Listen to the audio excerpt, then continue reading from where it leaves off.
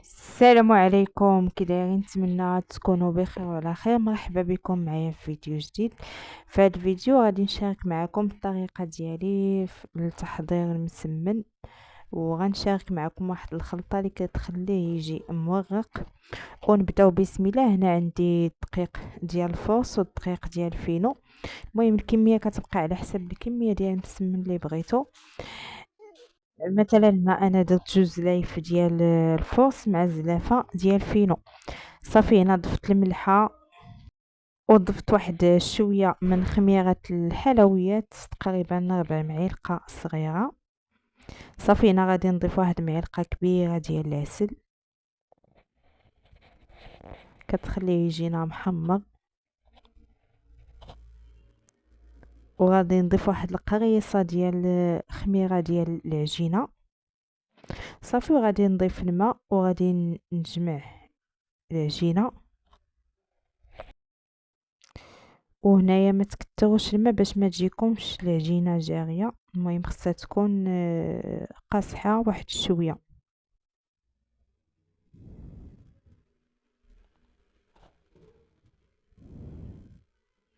صافي هنا غادي نجمع العجينه وغادي نخليها ترتاح. غنخليها ترتاح واحد 3 ديال السوايع. المهم ندهنها بشويه ديال الزيت وغادي نغطيها ونخليها ترتاح. قد ما خليتوها ترتاح قد ما كتجي حسن، كتجي ساهله في الخدمه وكتجي مطلوقه.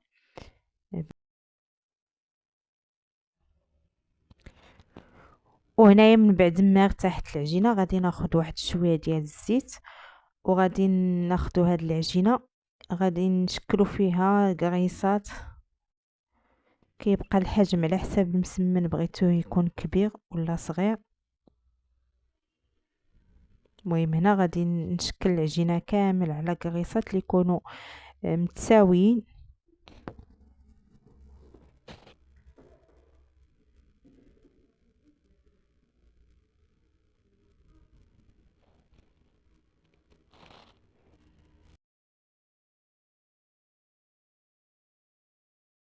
من بعد غادي نخليهم يرتاحوا واحد 10 ديال الدقائق. المهم كنغطيوهم ونخليوهم يرتاحوا 10 ديال الدقائق على ما نوجدوا الخلطه باش غادي نورقوا هذا المسمن.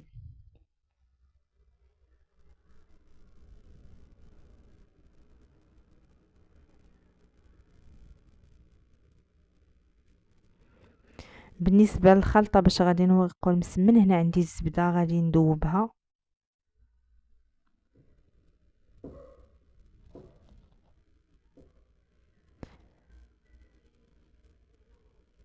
وهنا غادي نضيف ليها واحد معلقه ديال مايزينا، تكون عامره، معلقه كبيره ديال مايزينا. وغنضيف واحد الساشي ديال خميره الحلويات. وغنضيف الفينو، الدقيق ديال الفينو. تقريبا هنا ضفت 2 معالق. وغادي نخلطوا هاد المكونات. المهم طربوهم حتى كيرجعوا بحال كريمه.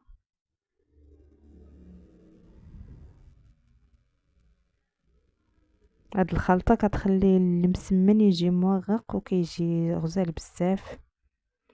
وغنضيف هنا حتى واحد شويه ديال الزيت.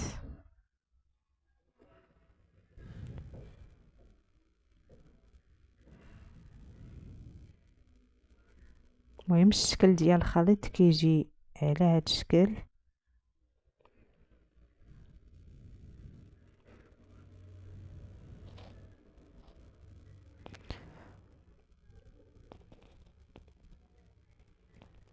ودابا غادي ندوزو باش نورقو المسمن. هنا كندهنو سطح العمل بشويه ديال الزيت.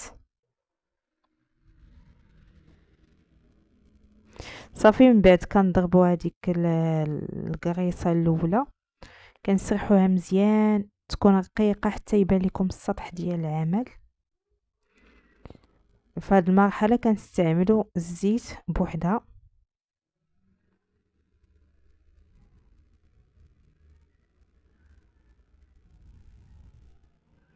المهم حاولوا تورقوا هاد المسمنه مزيان. من بعد ما سرحناها غادي نضيف شويه من هذاك الخليط وكنجمعوا المسمنه على هذا الشكل، وغادي نعاودو نضيفو شويه من الخليط ديال الطوراق صافي، وكنجمعو المسمن.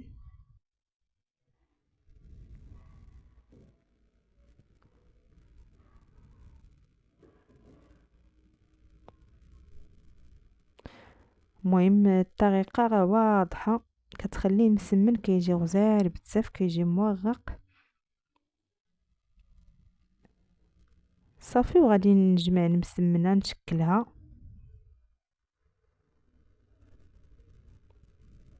وغادي نكمل بهذه الطريقه الباقي ديال العجينه اللي عندي.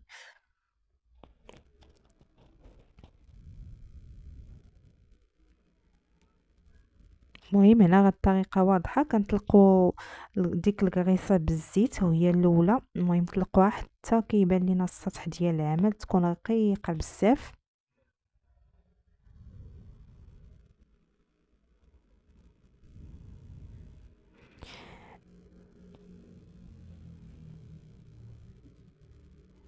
من بعد كنضيفوا الخليط من الفوق كندهنوا به، وكنجمعوا المسمنه على الشكل اللي كتشوفوا معايا.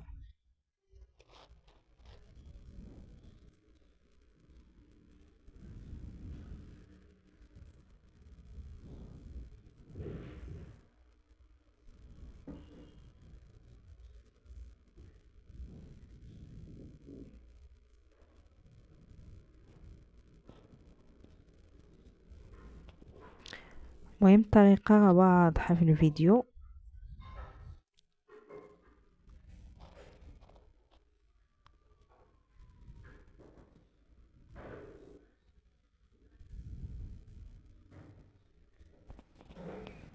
صافي هنا من بعد ما كنكمل كامل الكويرات اللي عندي كنشكلهم على شكل مسمن. كناخذوا الكويره الاولى باش بدينا شكلناها كنضربوها. المهم ما تضربوهاش تكون رقيقه، تكون هكا، خلوها غليظه واحد شويه باش كتجي مزيانه.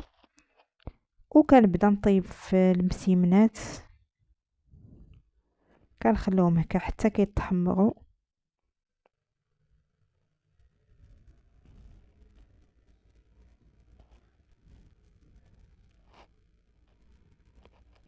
وكانت هذه هي الوصفه، هذا المسمن من بعد ما طاب.